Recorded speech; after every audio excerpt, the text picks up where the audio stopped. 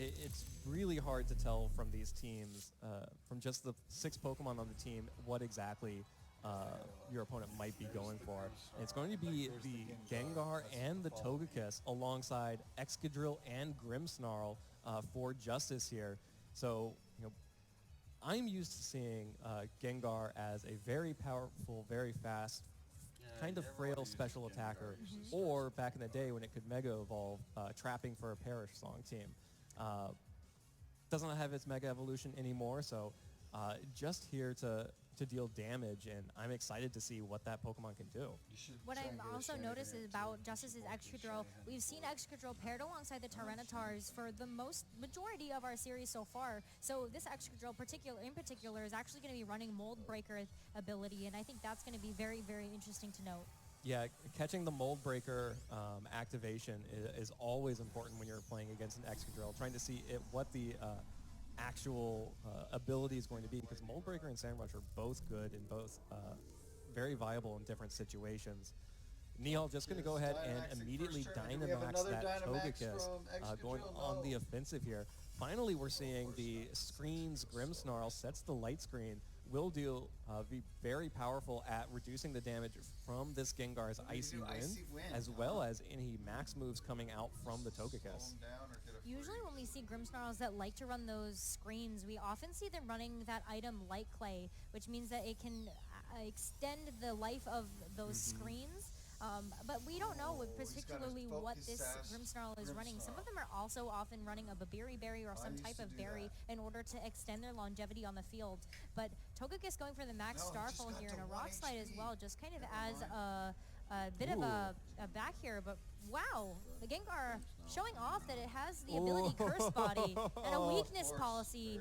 Oh, that feels good if you're Nihal. You both get to deactivate, or you get to disable the Rock Slide from Excadrill, so Excadrill can't do that again. I'm sure it had a great time Rock Sliding that first turn, but not going to get another chance. And all it did was just activate Togekiss's weakness policy. Gengar's Icy Wind support means that this Togekiss is going to be dealing so much damage if it decides to go for attacks. Doesn't look like it's going to go for attacks this time, but Grimmsnarl is going to try. Thunder Wave, though, will protect the Togekiss. And Gengar now going for the Icy Wind. This is really what Gengar's kit is used for, just to slow down the pace for all of the Pokemon on the opposite side of the field. Yeah, Grimmsnarl just barely hung on after that Max Starfall with 1 hit point, which meant that Nihal had to protect the Togekiss this time to avoid that Thunder Wave. Otherwise, all of that offensive pressure would have been for naught. That Protect, though, it does mean that Excadrill's not doing much of anything on its own, and Gengar is able to get off another Icy Wind. We're going to see Togekiss now coming out from Justice in a little bit of a less impressive form there, just the regular Togekiss. Tiny Togekiss. Tiny Togekiss. teeny Togekiss. That's the propeller plane. Nihal has the Jumbo Jet right now. Yeah, I particularly like when Togekiss Dynamaxes, its little feet start to flick in the air. It's very cute. But actually looking at kind of the state of the board right now, I really am curious to see how Justice is going to play around the weakness policy Togekiss, because not only does it still have a significant amount of its health left, but it still has a couple more turns of Dynamax. Yeah, still has this turn of Dynamax, but Justice at least does have the light screen up and is able to Dynamax their own Togekiss most likely here, having switched in to get the full effect.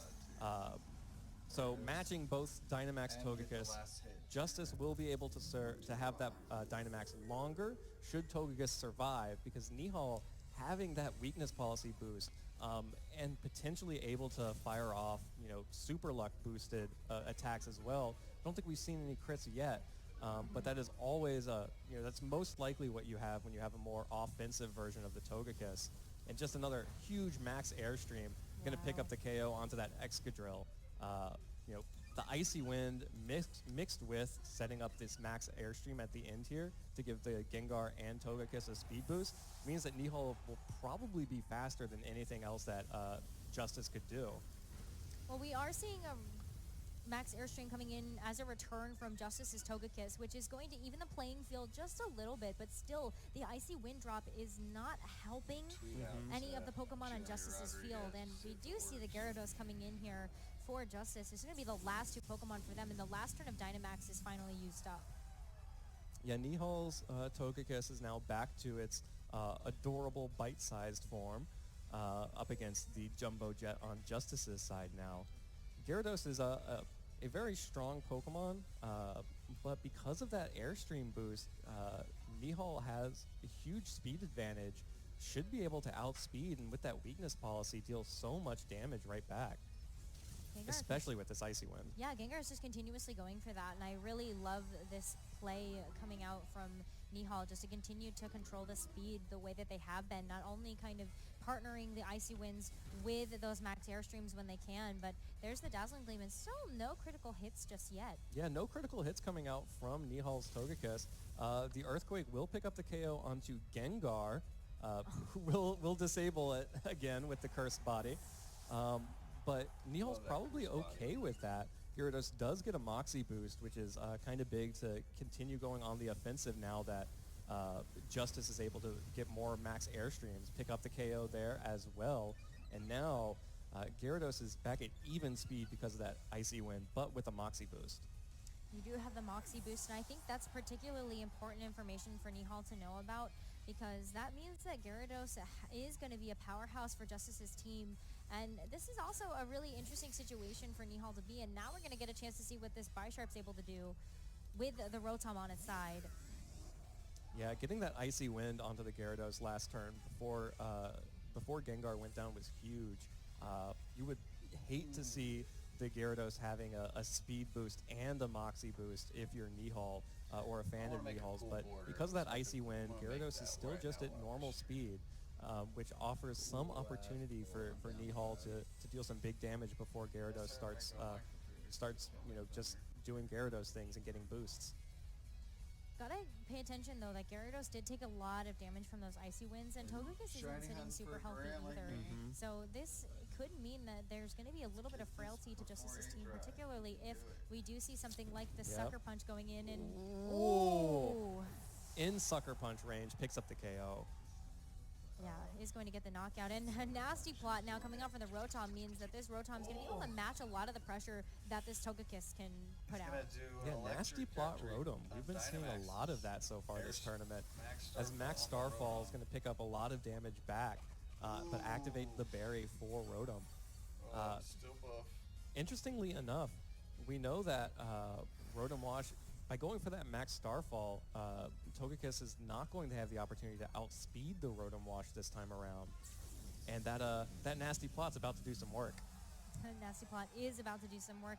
I also want to note that Visharp is a very fast Pokemon. I want to see kind of a little bit more about the speeds here, if they are going to be going for something else. And that's going to be Sucker Punch this time, but fortunately we're not actually going to get a chance to see what the speed does look like between this Togekiss and this Visharp. Nasty plot Rotom. I'm a believer. I'm a believer. I've come around. I'm in. I'm all about that. Picks up the KO onto Togekiss.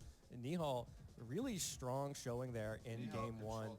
Played incredibly well. And I think it was really, it's underrated, but Gengar's ability to just sit there and spam Icy Winds while Justice was trying to catch back up basically meant that Nihal was always going to be ahead of the speed game, even when he lost his own Dynamax Togekiss, and Justice was able to start catching up with max Airstreams. The Icy Wind just put him too deep a hole to get out of, I think.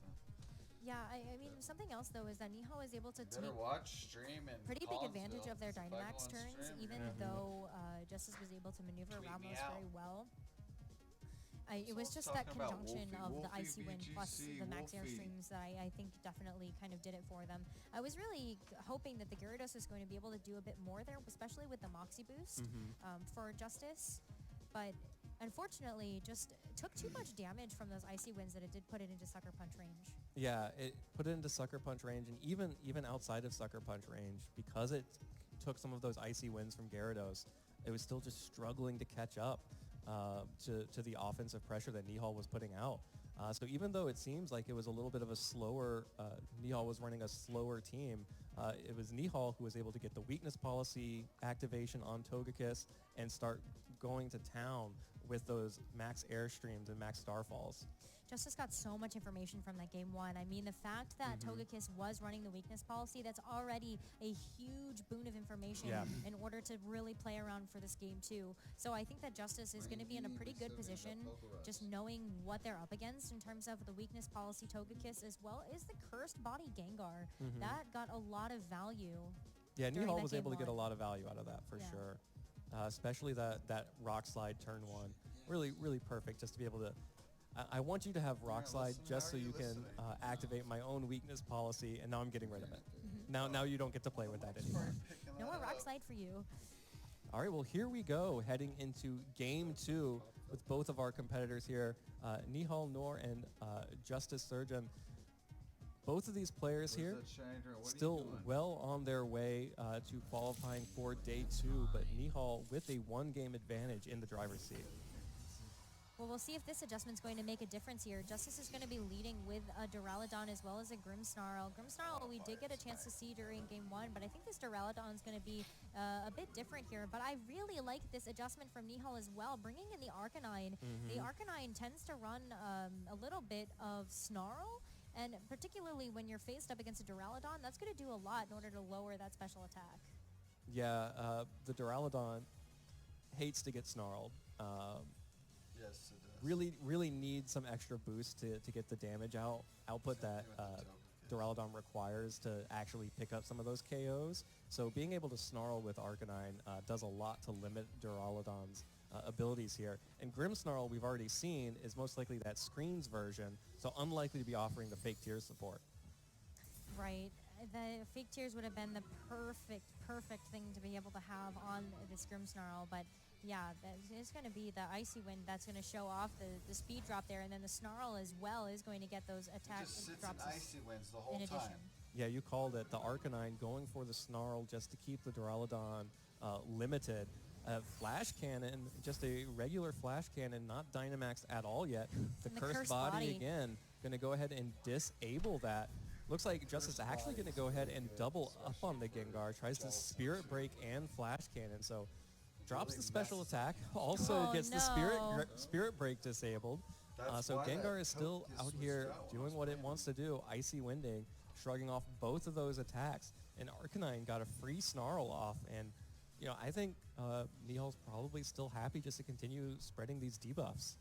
Yeah, I think Nihal ended up playing that turn really well, and it was really unfortunate for Justice there because now that's really kind of the main source. When you're looking at a screens variant of Grimmsnarl, you tend to have only one option that ends up doing any sort of damage. So now Justice is forced to use other options, much like this Thunder Wave. Yep, Thunder Wave connects with Arcanine, though, so will be limiting its speed and be able to paralyze it if it is lucky. Another Snarl connects on both Pokemon to drop the Duraludon's special attack one more time. And here comes a Draco Meteor into what was the Gengar, now the Rotom Wash. That's that's Getting your okay damage. Tyranitar. 64 hit points of damage there, but also dropping special attack another 2 stages. So usually you want to get a full power Draco Meteor off 4, but because of the 2 Snarls, it was like we were on our second Draco Meteor already. That's a bit of a tell to me that Justice might want to try to switch out the Duraludon to get that special attack reset. And that is something that Nihal's going to want to be a little bit cognizant of here, just because they might be able to get a read on something else that comes into that place. I think they're really well set up for that too, but Grimmsnarl instead, no switches here, just going to go for some screens. Wow, no switch at all. Just another light screen from Grimmsnarl. Probably afraid of this nasty plot Rotom, so Nihal going to go ahead and continue to boost special attack. Arcanine is paralyzed this time. Ooh, and shows the Dragon Tail. Connects with Rotom Wash and drags back out the Gengar. Like, you thought you could get away from me. Okay, I actually really love that. And Dragon Tail is one of those tech moves that I think is super interesting. If you didn't know that it has that secondary effect, it does have a lower priority, but the secondary effect of Dragon Tail is that it almost acts like a roar. It really forces the opposing Pokemon that it targeted down to switch out, and that means that Nasty Plot boost, no more. That Nasty Plot boost got reset, so Nihal is set back a couple of stages, needs to bring the Rotom back out, and will be able to at least be in range because of that Dragon Tail to get the Citrus Berry off. Yeah, gets to eat the berry eating was a little bit delayed here. because of the Dragon Tail, but on switch-in gets to heal back up a little bit. And as you can see, it takes almost no damage from this Thunderbolt out of the Duraludon, while negating the Thunder Wave from Grimmsnarl as well. Nihal trying to protect that Gyarados. Unfortunately, Arcanine just not getting a chance to do anything because of the paralysis. Maybe trying to continue to go for more Snarls, or maybe just some damage onto Grimmsnarl. Right, but what do you do in that situation when you have a Pokemon that is paralyzed? It's not like you can actually heal it unless you're holding an item such as a Lumberry, which this Arcanine is definitely not doing at this moment. So it's really unfortunate there that they won't be able to heal off this paralysis. So you may as well try to go for as many attacks as you can, particularly if it's going to be more Snarls. But a Thunderbolt now without that boost. Another paralysis. Arcanine not getting a chance to do much of anything, but Spirit Break dealing a little bit of damage back to the Rotom and dropping the special attack. Dragon Tail comes out again from the Duraludon. Nihal, of course, recognizing that he could not just continue to nasty plot in front of that Duraludon because he would just get knocked back out. So goes for the damage on Grimmsnarl, gets a little bit, but that light screen still doing work. Togekiss is going to have a lot of things to try. Got to do a lot of things to get through this wall right now. Well, what's interesting is that both players haven't used their Dynamax yet. So we are going to be seeing some later turns of Dynamax in towards the end part of the end game here. Yeah. And I think that's actually really interesting, particularly for Nihal, because Nihal's going to be able to kind of get a chance to maneuver around the screens, maybe wait them out, and then go for the Dynamax turns. Yeah, absolutely. And shows Protect on Togekiss. So Togekiss going to go ahead and protect itself from a Spirit Break from Grimmsnarl. Definitely trying to avoid a Thunder Wave, but Rotom just can't stop itself from getting Dragon Tailed by Duraludon. And now Gengar is back out, and Justice doesn't have a lot of offensive pressure. Duraludon's at -4. It's not dealing a lot of damage with the Dragon Tail. Spirit Break's doing okay damage, but even still, this is all just adding up over time. These are a bunch of free damage turns for Justice. Oh, I feel like Justice's game plan at this moment is actually very telling of what they have in the back, just because they are focusing down on that Rotom, making sure it can't get off a nasty plotter, get off any big damage. Yeah, I think that Justice has recognized that the main damage dealer of this team right now, or one of the two main damage dealers of the team, is going to be that Rotom Wash. So try to get as low as possible, or even get a chance to knock it out, and then see what you can do here. But Togekiss going to go ahead and switch out here. Another rotating door of Pokemon, and you're going to have Arcanine coming back out in its place just to get another cherry on top of the cake there with that Intimidate. Yeah, Intimidate's going to be helpful for Grimmsnarl a little bit, but Sludge Wave coming out from Gengar will not be affecting Duraludon, but will be affecting the entire rest of the field. Doesn't quite pick up the KO onto the Grimmsnarl, and another Draco Meteor here from Duraludon onto Gengar is enough to pick up the KO. Even after all of those drops, still able to pick up that KO. And I think Duraludon's okay about this Curse Body activation. Yeah, I was going to say, I think it's okay. I think it's ended up getting off the attacks that it really needs to now. And the Spirit Break for Arcanine really just going to do a bit of chip damage there. But most importantly, is going to get the special attack drop there. Light Screen, though, is gone. Yeah, so Grimmsnarl just barely hanging on there on that last turn of Light Screen. Nihal's going to need Togekiss to make something happen here while having to avoid getting paralyzed by that Thunder Wave as well. I think we both do it, we'll get it. 8 hit points Grimmsnarl is actually kind of terrifying. Yeah. There's nothing left to do but paralyze anything that's not paralyzed. It has nothing left to lose. It has absolutely nothing left to lose. It can't go for that paralysis, the Thunder Wave. And that is something that this Togekiss is going to have to be real cognizant of. But Nihal's been playing around these screens and everything else that Justice has really kind of put out there to deal with really, really well. And I think what Nihal is hoping for is that the final Snarl will go off and we'll be able to get the knockout. All right, well... Or the Heat Wave. Yeah, no need to Snarl anymore, I guess. Duraludon's already dropped its special attack 4 stages. Snarl's, unnecessary here. The Thunderbolt will connect with Arcanine, while Togekiss went for the Protect here. Smart play from Justice there, understanding that, can't really go for the Thunder Wave, predicting that Nihal's going to go ahead and just try to protect that Togekiss from Thunder Wave.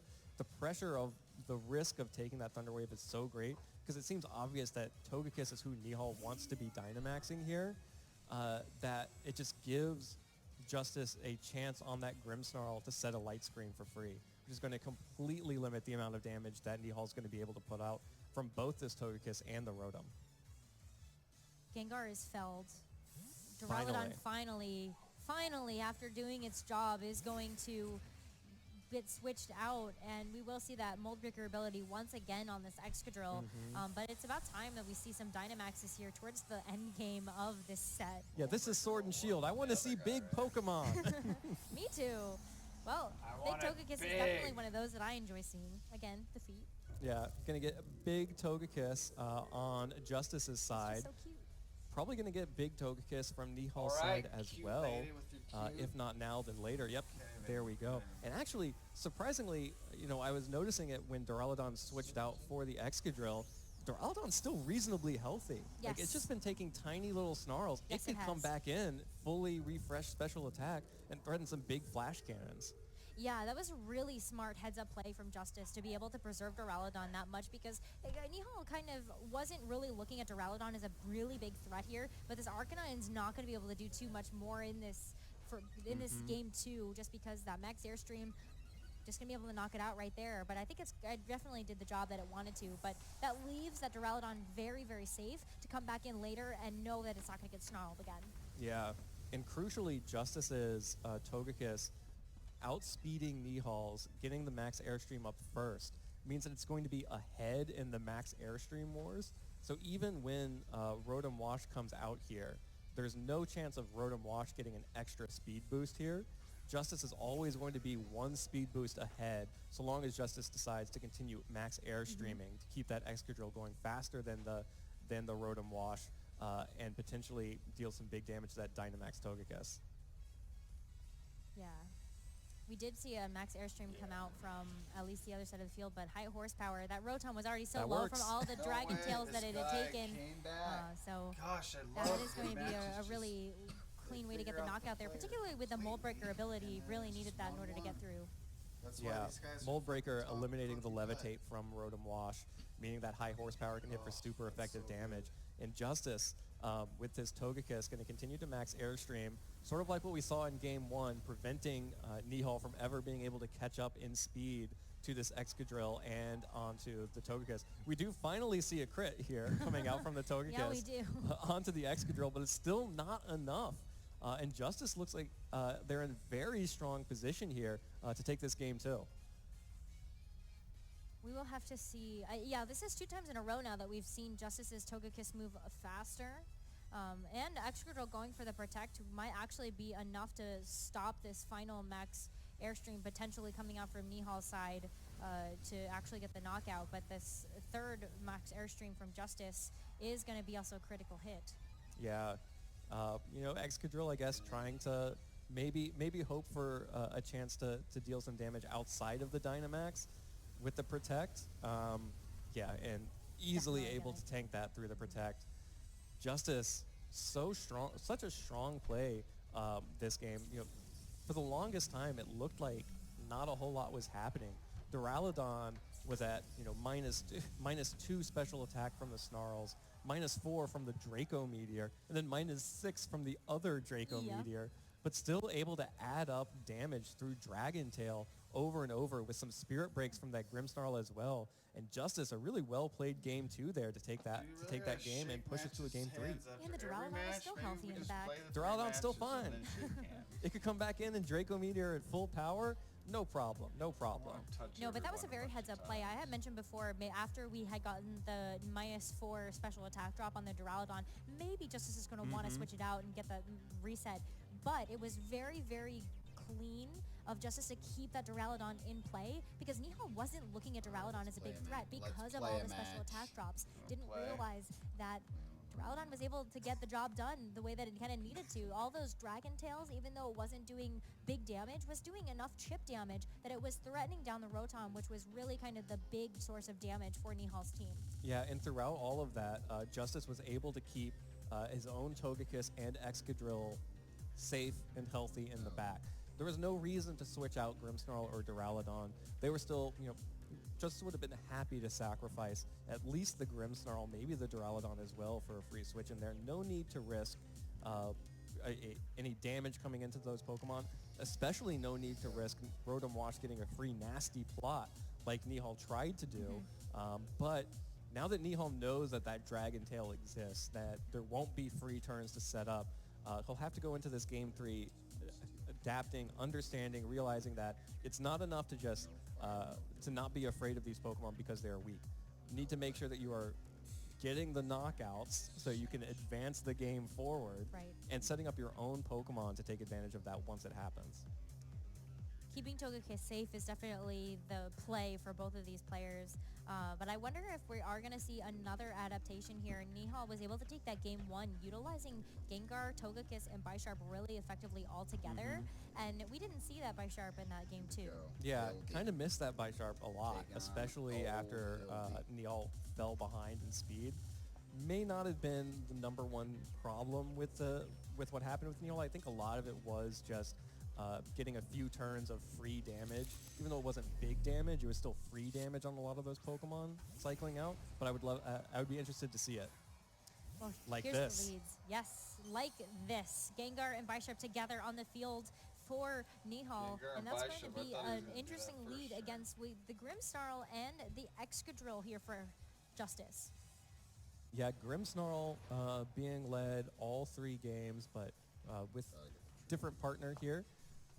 The Excadrill out immediately. We've already seen the light screen, which would be very effective against the Gengar. We haven't seen a Reflect, which would make that Bisharp a little bit weaker. But, Nihal's been working so hard to keep that Gengar from getting paralyzed by Grimmsnarl, and it just happens. Turn 1. Yeah. Oh, Bisharp's can't going to hear avoid an attack too. But Ooh. the Iron Head, this is actually going to reveal what this item is on the Grimmsnarl. It was not Light Clay. It was actually going to be that Babiri Berry. The Babiri. And better man, turn that it up. high horsepower miss is huge on the Bisharp. Takes no damage from the Excadrill, and instead gets to deal good damage back to Grimmsnarl. And now that Icy Wind has started to be active from Gengar, Excadrill's not going to have as many free opportunities to pick up that KO. No, not gonna have too many here, especially because now you got the Icy Wind drop. The speed is going to be in their favor, in Nihal's favor. You can't even hear Means me from right Gengar here. and Bisharp are going to be able to move really, really quickly, but doesn't want to take too much damage here. Is going to go for the Protect. Yeah, just has to protect to avoid that Thunder Wave again. The best way to get another opportunity is to use that speed, the speed adjusting factor of Thunder Wave to cut down that speed. But Gengar hangs on with the Focus Sash and fires back with Icy Wind onto Grimmsnarl and the Excadrill once more. Deal a little bit of damage right back and get that ever important speed drop. Grimmsnarl is so low right now. Yeah. It's taking good damage from Icy Testing. Wind for What's Icy up? Wind, but that Babiri Berry making sure that Bisharp couldn't pull off that KO immediately. Big deal there to keep the Grimmsnarl alive and able to fire off these Thunder Waves. And Bisharp is still super See, that's healthy. what I'm going to do. So A double Bisharp's going to be able to strength show off sash. a lot more of what it's going to be able to do. Really just taking a little bit of damage just from the life orb that it's holding. But Gengar also just down to its last little bit. But the Sucker Punch is going to work into the Excadrill. But wow, that's a big amount of damage coming in from that Bisharp. You ready to get It in here does and good commentate? damage. Sucker Punch gets it, and of course the Thunder Wave actually does not affect Bisharp because Dark types are not affected by Prankster. So Bisharp shit. actually able to avoid that Thunder Dark Wave type is entirely, not affected while by Gengar Prankster. picks up the Oh, KO no. with the Sludge Wave. I think Justice wasn't entirely sure It of that best interaction is talks right when there, you and talk that's right gonna into be it. a Why is that, Jeremy? unfortunate circumstance as Just Justice is almost- now Oh, down to their no. last Oh, two no. Pokemon. It is a Did Did you guys Gyarados have to No. and a feel Togekiss. that? Wow. Oh wait, it's Moxie. It's good. Huh? I panicked we for feel Justice the for a wow. second. That Intimidate Okay. was about to activate the Here, come here. Defiant, but all right, it's Moxie. We saw it. Yep. Right. But we do know that that's the Icy Wind's definitely not going to be something that these two Pokemon is going to take Discuss very the match, well. dude. Yeah. 1-1, and it's Fortunately, round 3. Grimmsnarl was able to get the Thunder Wave off gonna onto Gengar, Okie and it is down to its Focus Sash, so should not be able to do too much here, especially if we have a Dazzling Gleam or an Earthquake, these type of spread attacks from Justice's Pokemon. Pick up the KO onto that Gengar. Oh, that's a lot of damage. Togekiss will get to, we'll be able to see what Togekiss wanted to do to the Bisharp, but the Protect going to keep it safe right now while Gyarados picks up that Moxie boost. And we'll get the Moxie boost, and that's really important for Justice in order to actually kind of win the game and definitely win the series. That's really what Justice is relying on at the moment, and it kind of has a couple of options here. Could opt to go for the Dynamax onto the Gyarados, or go for the Dynamax onto the Togekiss, depending on what they feel is going to be the most important. Gyarados often runs a really nice spread of moves, and could also use Max Airstream itself. But the Togekiss is probably a little bit faster. Yeah, Gyarados is a really interesting Dynamax Pokemon. It gets really good coverage. Get some of the best Max moves like Max Quake off of that Earthquake, as well as Max Geyser, and of course can have the option of getting Max Airstream from a move like Bounce.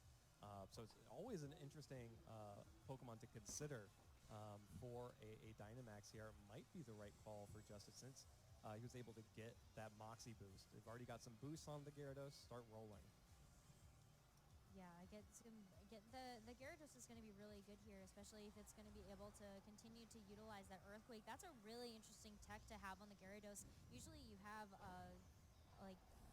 something else in that slot. We have a There it Dynamax is. I really coming. like the spread moves here, and I think that Dynamaxing the Gyarados is definitely Justice's condition at this moment, just to make sure that they're going to be able to get off some Max Airstreams gonna as do, well buddy? as getting off some single targeted attacks. Let the Trick Room And get off, Neil is or gonna let you counter fall with the asleep. Dynamax of his own, but gotta be happy if you're Justice to have the Moxie boosted Dynamax Gyarados that was alongside bad. your Togekiss. Oh, man. I hate when Being able to attacks use I potentially literally use hate a when follow attacks me to protect miss. that Gyarados and allow it to just get started. No follow me though, so Gyarados will have to take this Sucker Punch from Bisharp for free. We have but will no be able to follow fire me. back I with repeat, Max we do not Airstream have a onto follow the me. Dynamax Togekiss. Deals good damage and starts the clock. Make sure that Gyarados is Man, that's fast. some basic damage right We'll be there able to by get the the Gyarados Airstreams off Airstream. first. And get some damage with Heat Wave from its own Togekiss before Nihal can counteract that with their Heat own Wave though. Max move. Critical And hit that on critical hit was so important there for the Bisharp. Not being able to outlast that. And the Max Airstream now just as another bit of information sweet. from Nihal's team. Mm-hmm. Just going to get those speed boosts there. Yeah, another speed boost, but only for the Togekiss, not for whatever Pokemon is in the back. And that was a great turn for Justice. Heat Wave picked up the KO onto Bisharp. Rotom Wash in the back. Gyarados is happy to see that. Gyarados knows how to deal. Max Gyarados has plenty of options to deal with Rotom Wash because it gets power whip. So you can always see a Max Overgrowth. Normally this is a Pokemon that you would feel very safe against Gyarados, but now that Gyarados has Moxie Boost and has a speed boost from the Max Airstream, and you know that it has access to something like a Max Overgrowth, Rotom Wash no longer countering this Pokemon. Yeah, this is a really great position for Justice to be in, particularly because of the single targeted attacks that this Gyarados is able to use. But the ally Ooh. switch here might make things a little bit trickier. There's always that. There is always that. Rotom find can't out. always ally switch. Yeah, and that's going to be the Max Overgrowth going right into the Togekiss, doing barely any ally damage switch at is a all. perfect call. Yep. And crucially, because Of course, Gyarados had to go for the Max Rotom with Ally Overgrowth, Switch, means but it's Yeah. taking its Game 3 feet should foot off of the pedal, Wait. not going for a Max Airstream yeah, to so keep up the it's- speed boost. The Dazzling Gleam, even with the critical hit, not enough to pick up the KO on the Critical Dynamax hit. Togekiss. He And probably Nihal just now hates able that to strength take set, man. the Max Airstream, pick up Yeah, the KO it's onto really good Gyarados, when your and speed's boost the speed higher, of that too. Rotom Wash. That AO Absolutely, Take that Max it- take Airstream it. was so important for this final Stuff, couple of and then you heal turns. again. And Take now, your stuff, now heal that the again. Dynamax is over, Rotom Wash is you hear free to do yourself? whatever it wants. Yeah, Yeah. and just Togekiss put it on left here so you on don't hear Justice's yourself. side. It's at full hit points, but it's slow. It doesn't have all slower. the boosts of Nihal's Togekiss. It's going to be able to get to fire off another You max just attack. quit. and Rotom Who's Wash our is one gonna be able to viewers? And you, Thunderbolt. John? Just quit. Such a good ally switch coming out from Nihal that turn. That was such a good ally switch, and that was important to not reveal that information until I this just very got my moment pink here. team The a final master Max rank rating Airstream coming out from for Nihal's everybody in the Togekiss team. is going to boost the speed once more, and You now won? Rotom's Yeah, going to be able to I take whooped advantage him. of that right With away your with a pink Thunderbolt team. My right into the pink team. Togekiss slot to be able to finish it off, and that's going to be the set going to Nihal.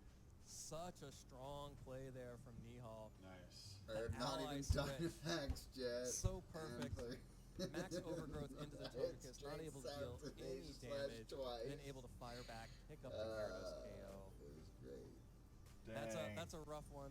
Ouch. Ally switches are hard to play against, but man, really well played set from both of He these did an players. ally switch Nihal on him and too. Justice. That's what Three John was games, just three saying. amazing games. That's why you just have to talk towards them. Some of That's the why most fun that I've commentators had, are used to that, or they have watching lavalier Pokemon, minds. today, and we've had some amazing games To already. turn your head Absolutely. sideways I and mean, talk we to were us, just your moments voice away is from going potentially straight seeing towards the Justice mic. take that series, and No one's watching. Nihal was able to take it right back with that ally switch. It was just so close. So we've seen You should two put the game camera right resets here. just Why end did in you a put very it here? close fashion now. Because like I said, I can't zoom in.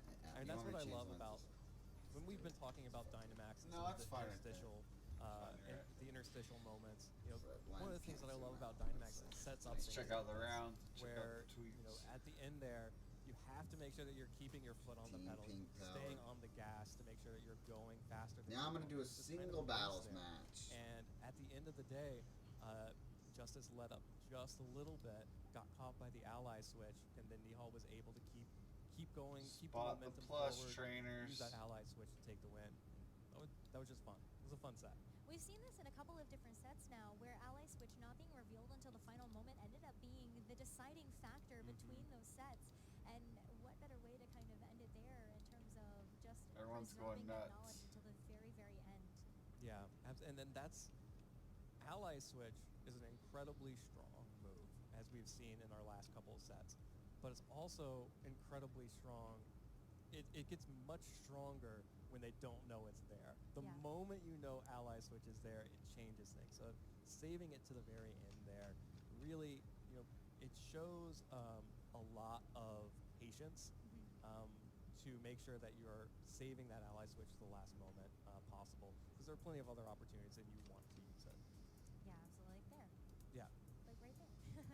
Yeah, that was definitely the perfect opportunity to use the ally switch, especially knowing that Gyarados was packing that max overgrowth just as an option to deal with the Rotom Wash. And had Rotom Wash not been able to get off that final Thunderbolt, and the series might have ended a little bit differently. Yeah, and it's unfortunate to see a Gyarados like that set up for success, got the Moxie boost, got Airstream boost, still just unable to quite finish the job there. But Justice should be very happy with the way he played. Absolutely. It coming down to that ally switch at the end, not much you could really have done about that. The way that he was playing in that set, would absolutely expect to continue to see him do well throughout the rest of the day. That was round 6. There are only 3 rounds left, which means that we're running out of time to either make something happen and then find our new who's going to go into day 2 for the next rounds of Swiss. Well, you saw the wave of relief wash over Nihal's face Yeah. when they were able to get that win. So let's head over to the main stage with Aaron to see how Nihal's feeling. Thank you very much. I am joined by Nihal, the winner of that last set. Super, super exhilarating best of 3. First of all, how do you feel? Oh man, my heart is beating 1,000,000 miles per hour right now. It's just like, yeah, I don't know, man. I don't know what to say about that set. Yeah, there was Dang. so much going on. I think first of all, I want to talk about that game 3. You made a really clutch ally switch play with Rotom Wash, and ally switch is such a tough move to play around, even when you know your opponent has it, but you hadn't revealed it all set. So when you clicked it, how did you feel about your chances of it working out? So I haven't used ally switch the whole day, and I decided, okay, like he has to KO Rotom to win the game, because like he's gonna outspeed me with Airstreams. That's fine. If I get the ally switch off and the KO his Gyarados, like I think I can win the game. So I just went for it. I don't think he knew I had it. So yeah. Yeah, it definitely paid off. Kind of a risky bargain, but given that you hadn't revealed it at all, I think certainly a play that made a lot of sense. That set was all about adaptations and adjustments. I mean, that second game was really crazy, where I think it wasn't until like turn 10 where both of you guys Dynamax. So what was going on in your head like in that game, and how did you adjust going into that third game mentally? So game 2, he started lowering his Duraludon special attack with Draco Meteor, and I thought it was useless, honestly. So I just wanted to KO the Grimmsnarl. That was Arcanine useless, got honestly. paralyzed like 3 times in a row, so I couldn't get any attacks off. And then I tried to wisp his Duraludon on like a switch or something. I thought he would switch it out, but he didn't. And then he never Thunder Wave my Togekiss, so I kept protecting and switching. And he had Dragon Tail, and it was pretty frustrating to play against. At the end of the game, I thought, Damn. okay, I'll just get some information, and then I knew what my strategy was going to be game 3 immediately. As soon as I saw the Grimmsnarl traditional Groudon league. One thing I really wanted to talk about is your use of Gengar and Bisharp. You know, these are two Pokemon people kind of talked about going to this tournament, but I think you were the first player on stream to really appear with it. So, kind of, why did you pick these Pokemon? You know, they're not as common as some of the other Pokemon that are being used in this tournament. All right, this is a funny story actually. So It's a I funny have some story. friends over What here, the heck? Luke Kurtali, I think his name is Dog. He's top cut like the last 3 events. Usually we prepare for events together. And he was on Pokemon Showdown, just like looking at some accounts, right? And he decided to log into a top-rated account just with a generic password, and he logged in and he got the pay spin of the team, and I was like, oh, this team looks super cool. Like I'm gonna try it out, and like that's how I got the team, and you know, it's working out pretty well so far. Yeah, that's kind of That's it. crazy. Well, you're 6-0 now. You're 1 win away from moving on to day 2. So how do you feel? Yeah, I feel exhilarated. Just one more win, and I can rest easy a little bit, not too much, but I'm keen to sort of, you know, have reduced stress levels. He honestly. stole someone's Definitely. team, Well, congratulations. and that's that was why an he's exhilarating 6-0. victory. You're 6-0 now. This is Might ridiculous. need I to move gotta on to day tweet 2 at this out. point already, You but one more admitted win will secure you there. So hopefully we'll see you. Thank you once again, and we're gonna throw it to a break. Oh my gosh, that was ridiculous. Who is this guy? I gotta look him up. Fucking, or excuse me, Nihal Nor.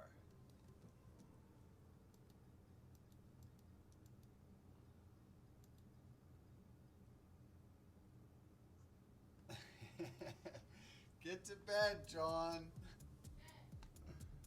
I just noticed you were chatting in there.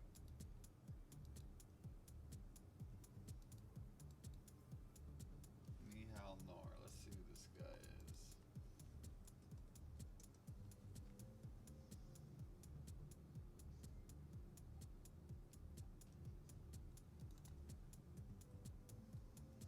He better not win internationals with this freaking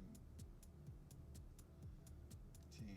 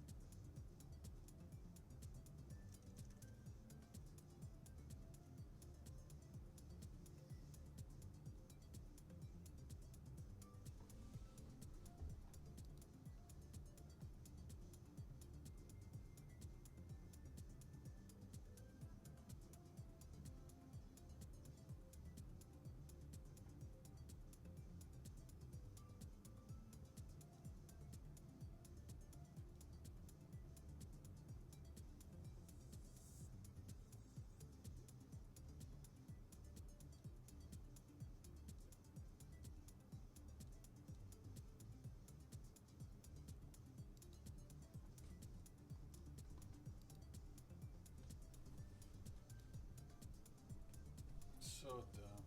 Just tweeted about it. He said it? Yeah! You weren't. Oh, I guess you don't have headphones on.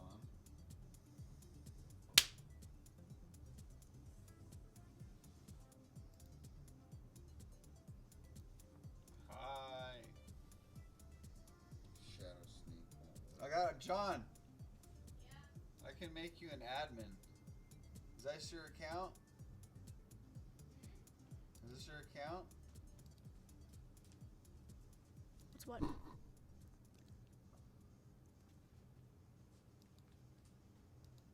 Now you're a mod.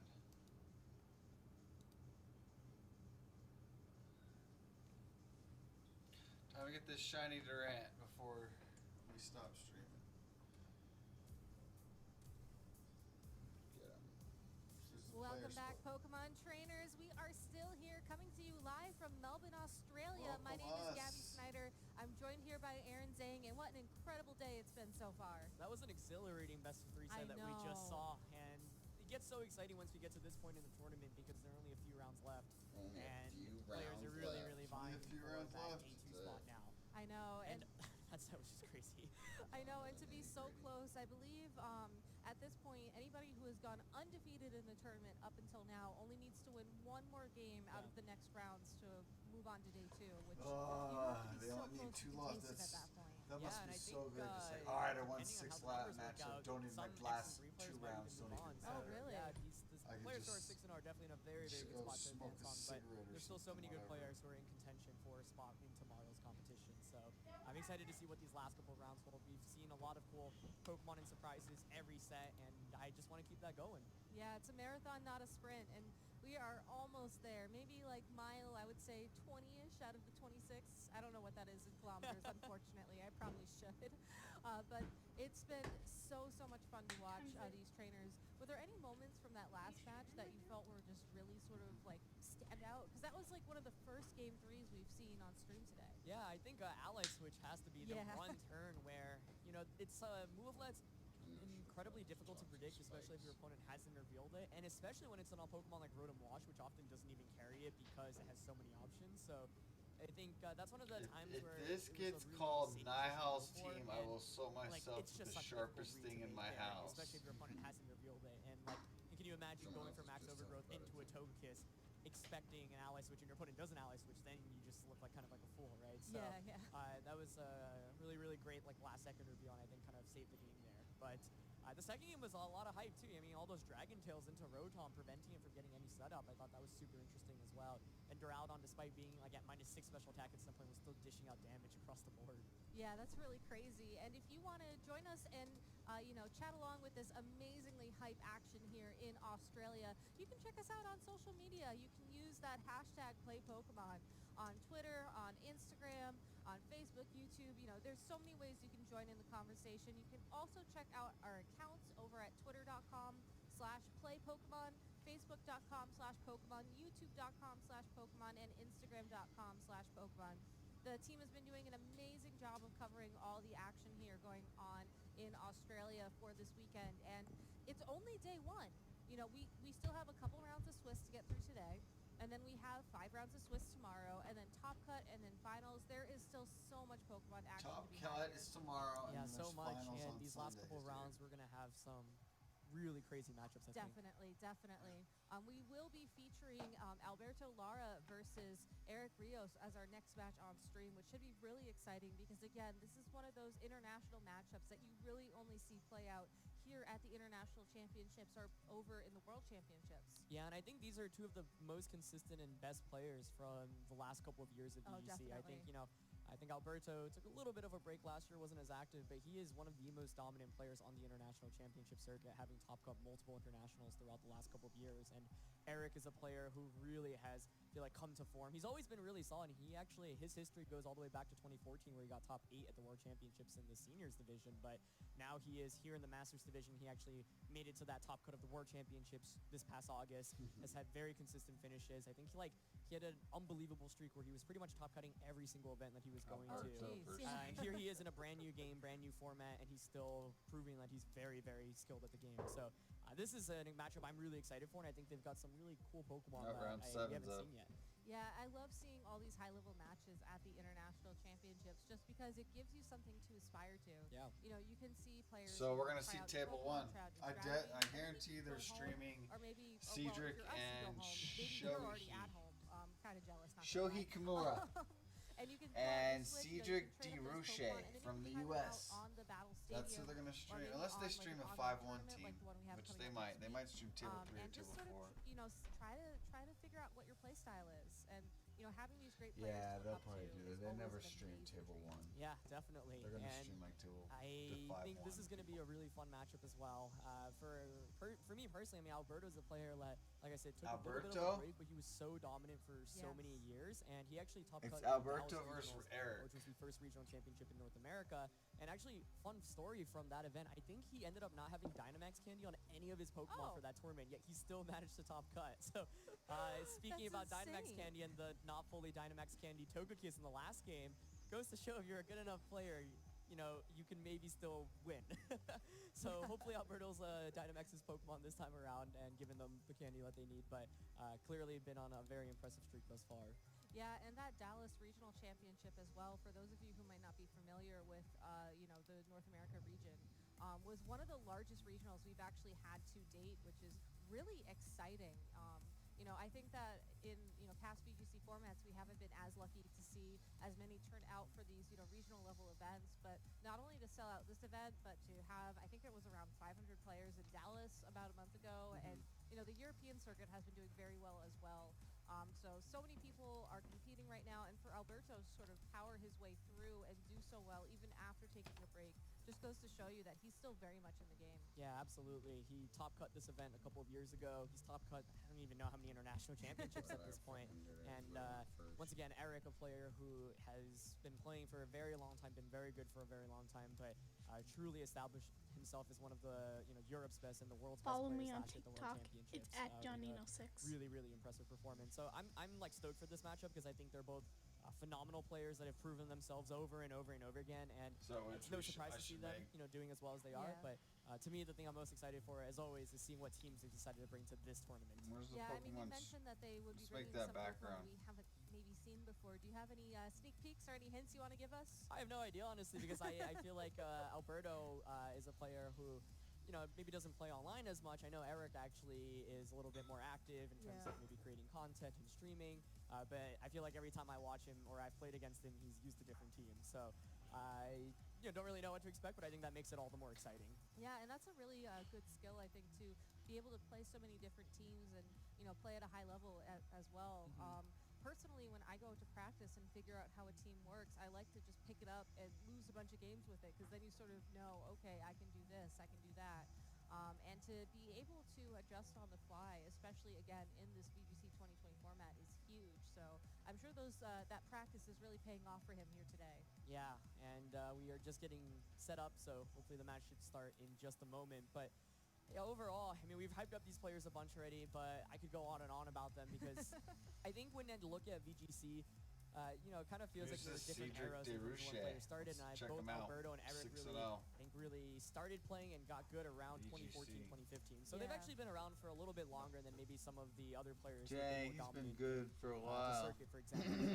But, despite having started playing in like X and Y, here we are multiple generations and games later, That's and we're right. still Won my being able to single match perform on a too. very consistent Now I'm level, gonna right? take And I break. think like that goes to show just how good some of the best players in this game are and My can be. singles and my Yeah, and it's double always match. interesting to me to find these players who have done well in the 2014 and 2015 formats, especially for this year, just because this is the first year in a while where it feels Oh like my we have gosh, a this is similar Floppy metagame. Mudkip. He's Obviously, like it's fourth. not identical. There are many different Pokemon. There are many different moves, and maybe some Pokemon have access to moves that they didn't have in the past. But the fact that we don't have any primal Pokemon, the fact that the legendary Pokemon aren't allowed, it feels like there's a lot of strategies that have been sort of This is bubbling the guy up to the that's top from that 6-0 right now, 2014, regionals. 2015 era. That it feels Cedric refreshing. DeRouche. I personally really enjoyed the metagame those years, and to see those kind of Pokemon come back, like Keldor, Hydreigon, I'm putting in ability Gastrodon caps to on a the certain extent, Togekiss he gave is me. really, really exciting. Yeah, and I think one of Super the other luck things is time. seeing Pokemon that maybe weren't even as good back then become Yeah. more relevant nowadays. I mean, like for example, Excadrill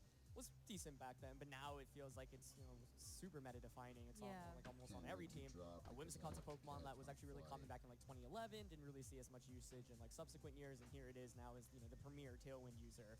And feel like I Togekiss was a could go Pokemon that was far in available in all those Australia. formats Wow, as well, and but he is. has truly come to form and now is the most dominant Pokemon in the metagame. Yeah, and it's also a lot of fun to see, new faces show up as well. I mean, we got to talk about Inteleon a little bit. I don't think we'll be seeing it in this match coming up, but it's still just one of those new Pokemon that makes it completely different from past metagames, but you can still sort of, bring those team building strategies, bring those, that synergy, those kind of thoughts to the forefront as we get the reveal of these teams on your screen.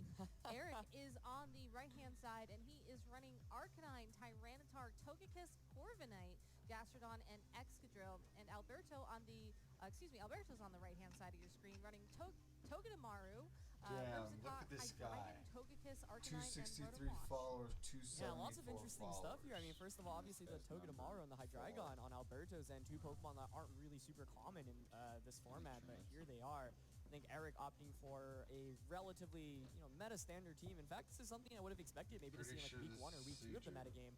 Corviknight's a Pokemon I definitely have my eye out on. I think a lot of people had a lot of, thought it was going to be a really strong pick going into this year, and it definitely has had some really solid performances, but feels like it's often tough to really hit onto a team, doesn't really maybe pull its weight, so I'm excited to see if that makes an appearance. And I mean, yeah, Togedemaru and Hydreigon are both really, really interesting picks here on Alberto's end. So, dynamic of this matchup is interesting as always. Togekiss has a lot of impact, but we have to ask who, are you support-oriented or are you more offensively oriented? Alberto, of course, does have the Tailwind with Whimsicott, whereas Eric does not have Speed Control through Tailwind.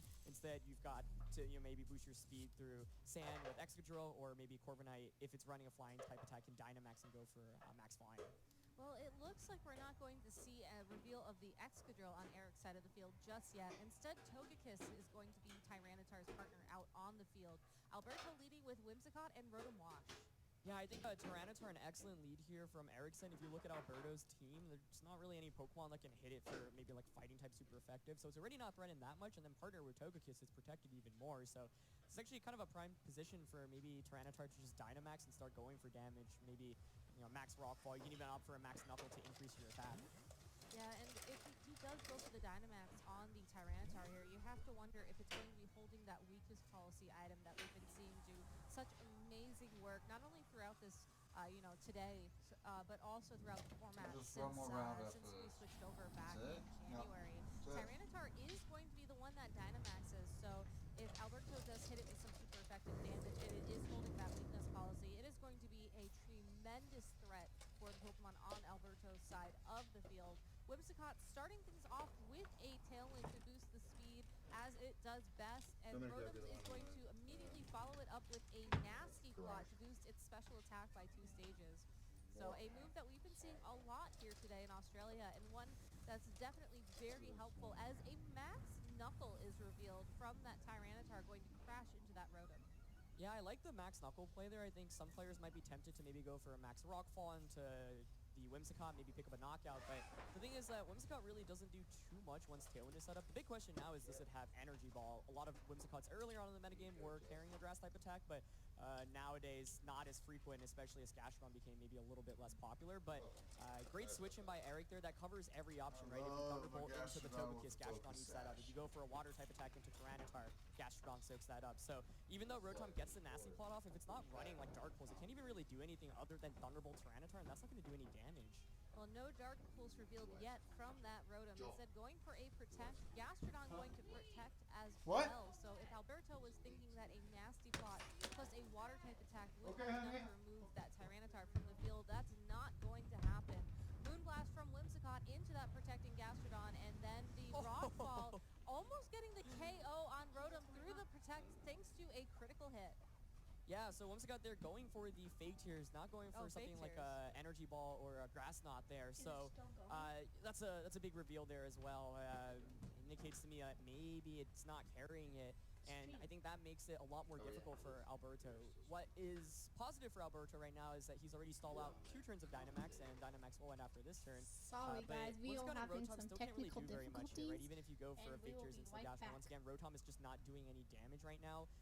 We've seen Protect and Nasty Plot, so if That's it's some running the heavy typical damage. Thunderbolt Hydro Pump, you don't even have Dark Pulse to hit the Gastrodon. So I think Alberto probably has to sacrifice one of his Pokemon and then basically try to play saying, okay, now Dynamax is over. I'm going to try to Dynamax what I ever have in the back. But the question is, who's the candidate to Dynamax? Is there a Pokemon here that can hit the Tyranitar for The super low effective, tom. right? Like maybe close combat from Arcanine, but that's pretty much the only thing. Like it Fake really do Tail a is lot of always damage. And the fact expected. that Alberto has gone another turn without switching to me implies that he does need a couple more Oh, turns of that lightning momentum on do the field, or barely maybe damage. even Max just trying to Knuckle, stall out that getting Dynamax the as attack up. Tyranitar goes for another max knuckle Finishes for the the low KO tom. onto Rotom.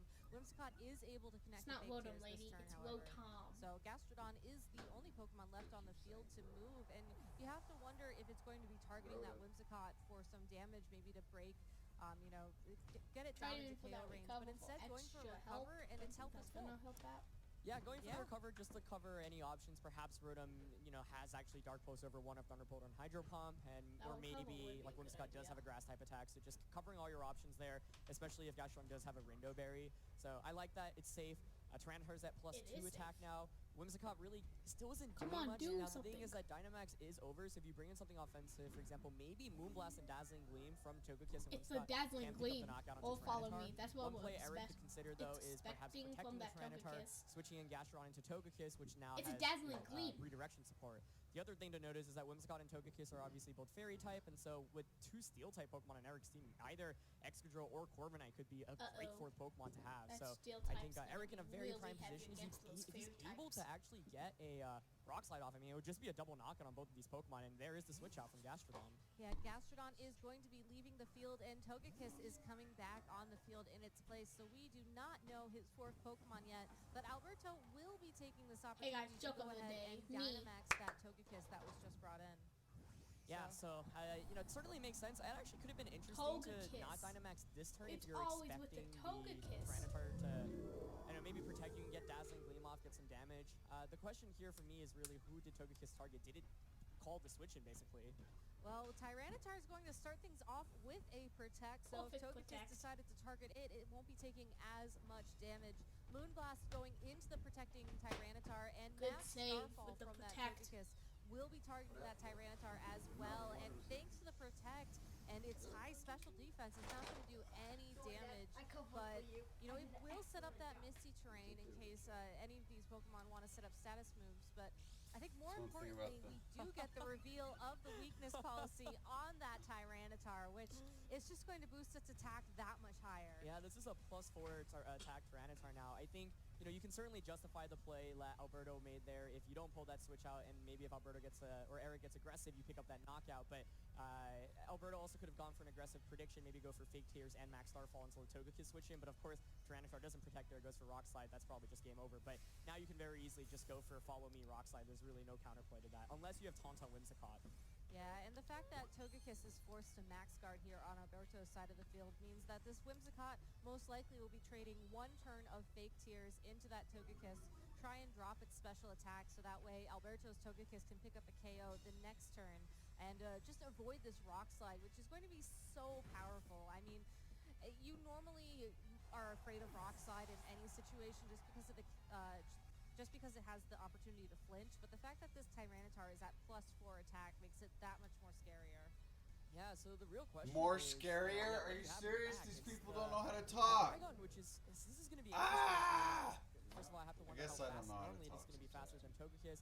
Is it I love how carrying good something your like camera Hit the looks, Togekiss though, and it super even effective blurs you in damage, the 'cause back. obviously a Rock Slide I'm would gonna just be able root to on pick up this a guy's knockout right now. Seedra. So, Alberto has to knock out the Togekiss, which is pretty much always going to go for Follow Me. So let's see if Hydreigon can knock it out. Otherwise, Tyranitar's just... Oh, there's Flash Cannon, but... Oh, the Babiri Berry as well should save it here. Let's see. I don't know. That Fake Tears certainly will help, but the Babiri Berry as well will cancel out, I think, a lot of the benefit. Why and do it's people Togekiss have on that the field with Babiri? just enough health to Is that take really whatever better than attack weakness this Togekiss policy? on Alberto's side of the field throws out. It is going to be that Max No. Starfall, so...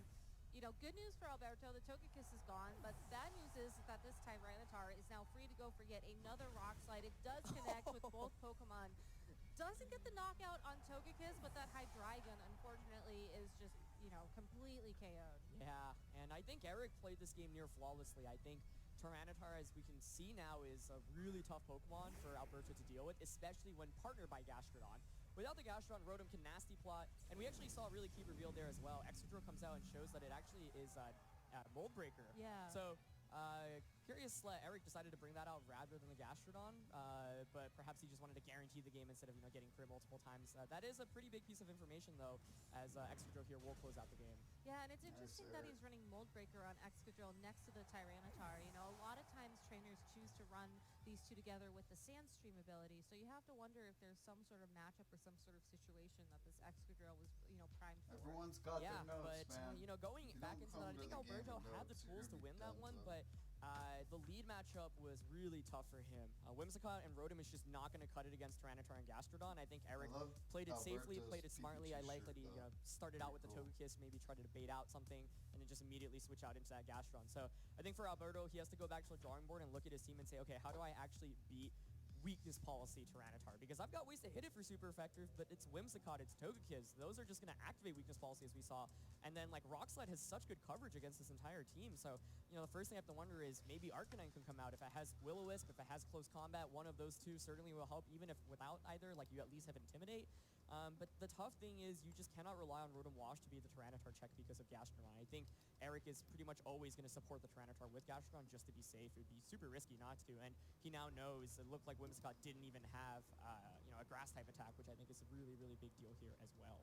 Yeah, the fact that Alberto can't, or seemingly can't, hit that Gastrodon with super effective damage means it's a pretty safe pick to bring regardless of, what other Pokemon that Eric decides to bring with him out on the field.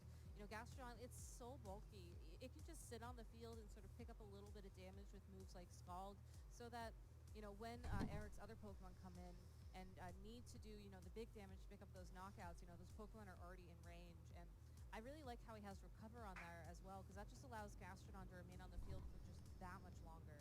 It didn't come into play in Game 1, but it definitely has to be on Alberto's mind going into Game 2.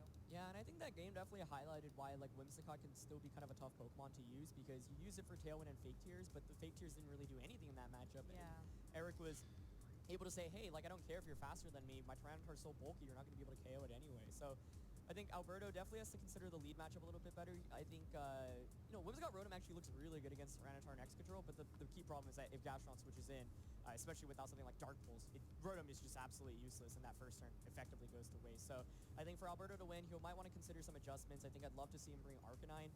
I definitely would like to see a different lead matchup as well. I don't think Rotom is really going to cut it as a lead, especially now it's Mold Breaker Excadrill as well, so it's even weaker. I think Rotom maybe just stays out of this match, and maybe you prioritize a more, Togekiss or Hydreigon offensive game. I think one thing that could have happened that last game, as we saw, is if you're able to snowball kills, or KOs, I should say, there was that opportunity to go for maybe Fake Tears and Max Airstream or Max Starfall into the Togekiss switch in. You have to make some more aggressive plays because this matchup does not favor you very much. Yeah, but that Whimsicott still would be a useful Pokemon to have just because of that Fake Tears and the fact that a lot of Alberto's team is built around these specially attacking Pokemon. But Alberto switching things up entirely with a Hydreigon Rotom Wash lead against Eric's lead of that Tyranitar and the Excadrill we saw back in Game 1. Yeah, so wasn't expecting Rotom Wash to come back here. Eric making an adjustment as well, saying I'm just going to go heavier on offense, set up the sand immediately. Excadrill now can thread in with a big knockout on either Pokemon.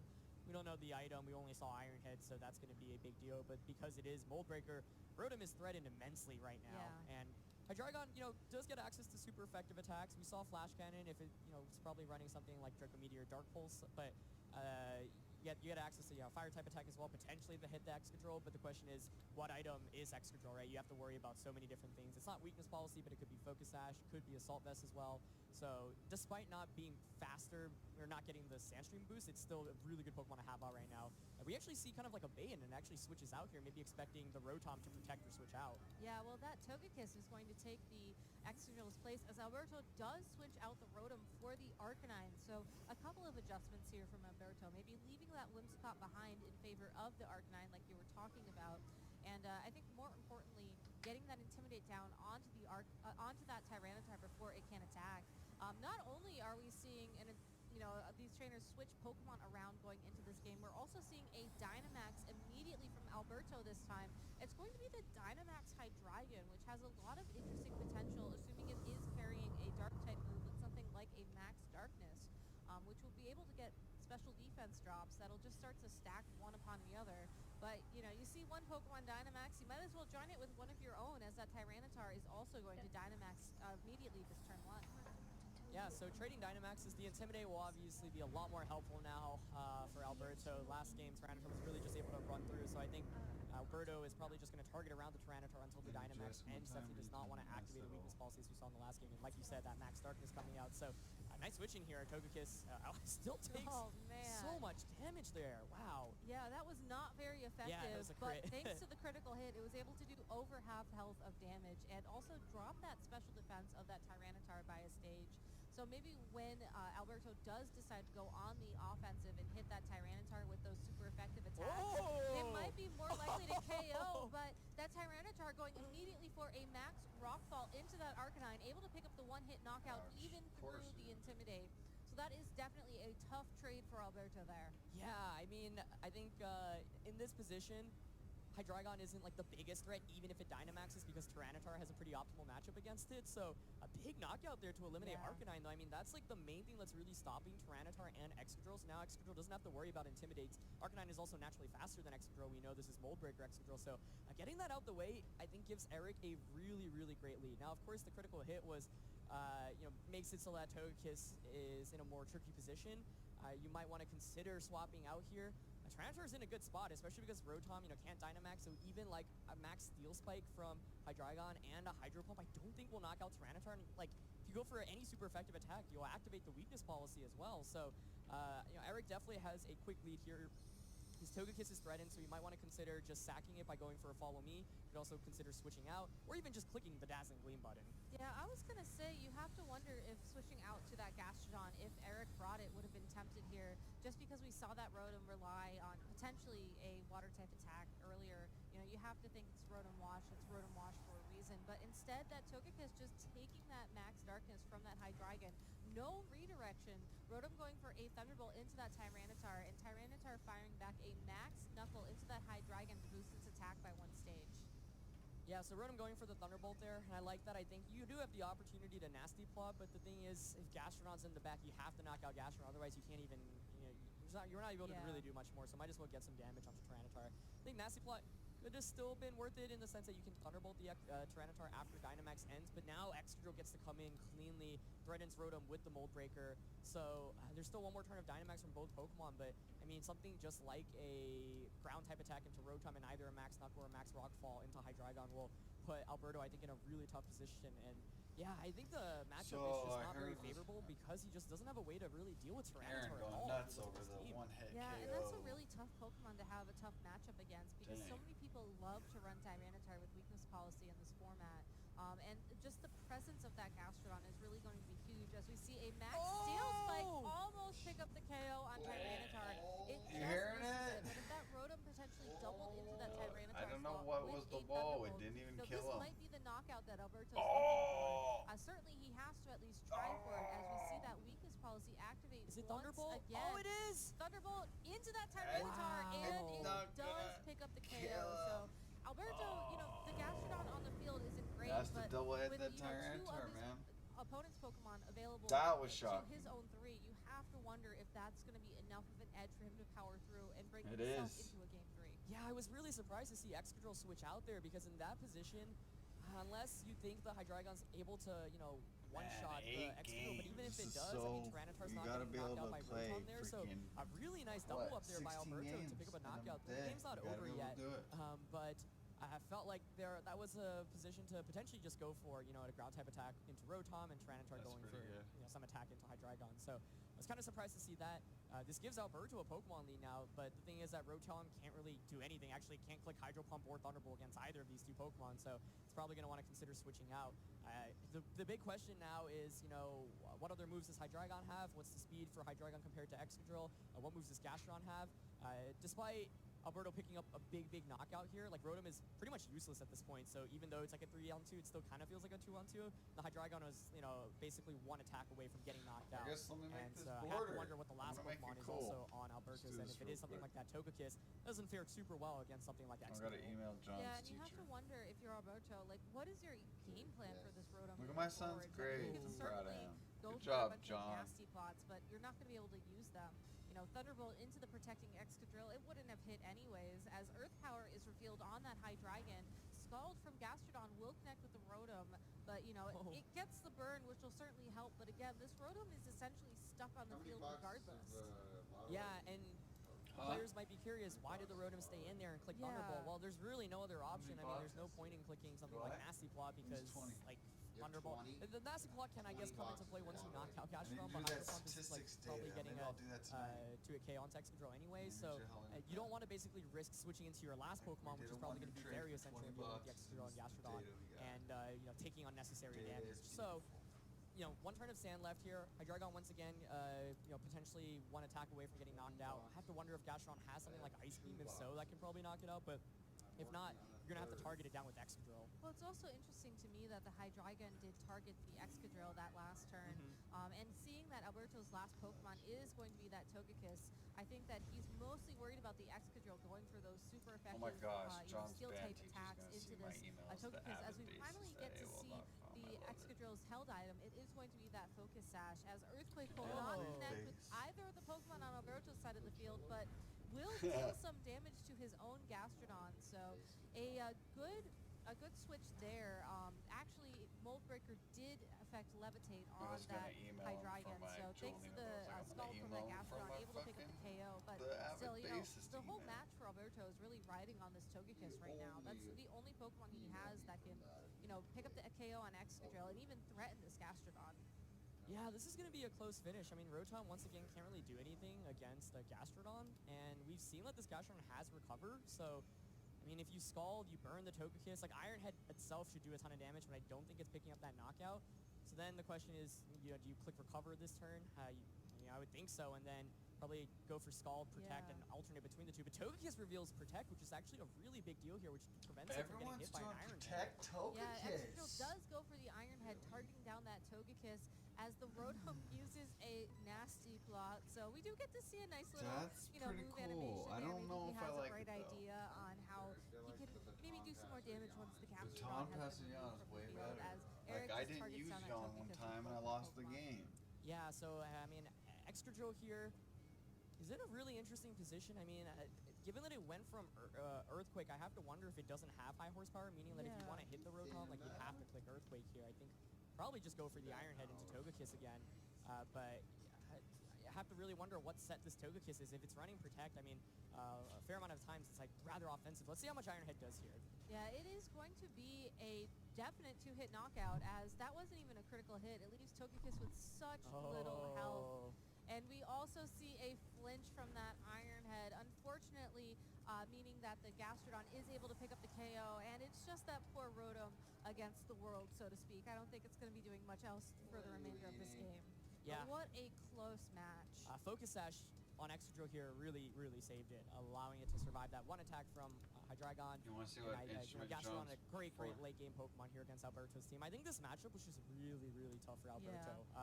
And it goes to show, I mean, I think Eric played the fundamentals of this set really, really well. He brought great Pokemon that had a great matchup, protected those Pokemon. I think the only one play that I thought was maybe a little risky was sacrificing the Tyranitar, but perhaps in that position, Eric was content giving up Tyranitar, saying, okay, I feel like I can comfortably win the game with Excadrill and Gastrodon, which he was able to do in the end. Yeah, I mean, it all came down to that 2-0 Gastrodon.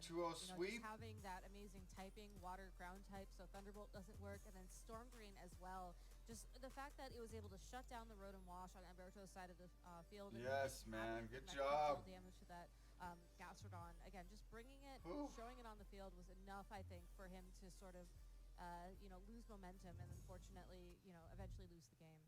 Yeah, and I think this goes to show why Conkeldurr is a Pokemon that's been really popular in every single couple of weeks. Conkeldurr. You can just slap it onto a team. That's such a good matchup against like Tyranitar, Excadrill. Instead of if you're running Guts, Excadrill, then even if something like Gastrodon Scald burns you, it's also really good. So I it's not like it having fixes all the Tyranitar Excadrill problems, but there's a reason why we've seen it be so popular. And I think you know, Tyranitar and Excadrill probably isn't as popular as it was, say, in Week 2 or Week 3 of the metagame, so less players might be preparing it for it now. But in this case, I think Eric showed some really solid fundamentals, and I think the Mold Breaker was also a big you know, difference in that matchup. And that's why I was surprised to see Alberto bring the Rotom, even after the Mold Breaker reveal at the end of Game 1. But perhaps he felt like he needed it solely to threaten something like Togekiss with damage. Yeah, I mean, he did have access to the Hydreigon, which with Earth Power, so maybe he was hoping that that would be enough to sort of power through the Tyranitar and the Excadrill. It's just really unfortunate that the Hydreigon didn't have an opportunity to go for those big, attacking moves that it probably wanted to do, especially given that it Dynamaxed. Yeah, and I think, of course, Eric made that really nice play in the first turn of game 2. I'm not sure if he was predicting the Arcanine switch in, because targeting Rotom there just for damage could also make sense, although in that position, like, Rotom is probably less of a threat because you have Gastrodon, so perhaps he was relatively confident Rotom was going to switch out because it doesn't make any sense for it to stay in as a lead. So, yeah, I was surprised to see, I think, Rotom come out as a lead in the second game, and I think Alberto maybe wanted to consider playing a more Arcanine-based game. We didn't end up seeing what moves it had, but typically I'll have Will-O-Wisp on a lot of sets, which could be a big difference in shutting down a Dynamax Pokemon such as Tyranitar. Sometimes they even run attacks like close combat, a little bit more offensive. So, yeah, Arcanine just getting knocked out immediately gave Eric a really, really nice advantage. Yeah, are you Voltbreaker getting really coming freaked through, out being right able now? to hit both Hydreigon and Rotom Wash, Pokemon that have Levitate. It's a big deal breaker there, because without it, the extra drill is pretty much walled by both of those Pokemon. Yeah, and I really like how you said that Eric's team was something that you would expect to see maybe towards the beginning of the format, and just being able to see how he made little adjustments to it. I think the Mold Breaker Excadrill is sort of the highlight of those adjustments, so that he could do well here. It just goes to show you that as long as you are comfortable with your team and comfortable with your matchups, it doesn't really matter if you're running the cool hip thing from the metagame. You can still rely on those fundamentals and do really well at a tournament. Yeah, and it's no surprise that if there's any player to pilot a team with such good fundamentals is a player like Eric, who's top cut the World Championships last year. He's been playing for so long. He understands how to win with this team, and I think that was reflected very well in that first game, especially where he immediately saw, okay, Tyranitar's my win condition, I'm just going to lead with it, I'm going to protect it, and I'm just going to sweep through with it, and that's exactly what happened. I think in game 2, Alberto tried to pull out some tricks. I think I was actually really impressed by the damage output from Hydreigon. Yeah, like, that max steel spike with Life Orb, even against the Dynamax Tyranitar in Sand, still did a ton of damage, so that was definitely impressive, but I think this also shows one of the downfalls of Whimsicott not being able to use